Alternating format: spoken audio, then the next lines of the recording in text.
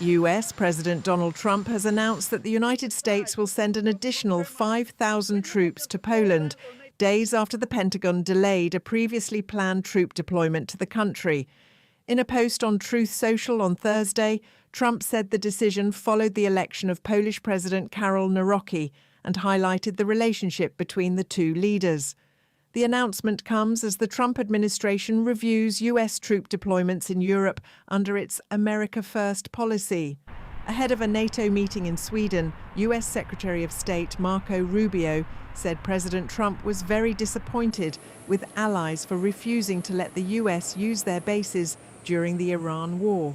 If all these countries around the world agree with us that Iran can't have a nuclear weapon, that this regime is a threat to world peace and security, that already have missiles that can reach Europe. They don't have missiles that can reach America yet, but they have missiles that can reach Europe. We're actually step forward and do something about it, and everyone goes into hiding. Yeah, I think we're very upset about that. The president has made that very clear. Earlier this month, the Pentagon announced plans to cut the number of US Army Brigade combat teams in Europe from 4 to 3, raising concerns about America's long-term military presence in the region.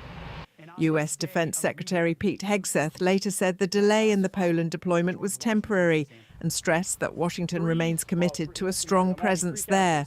It is still unclear whether the additional troops announced by Trump are tied to the delayed deployment or will come from other bases in Europe, including Germany, where the US plans to withdraw 5,000 troops.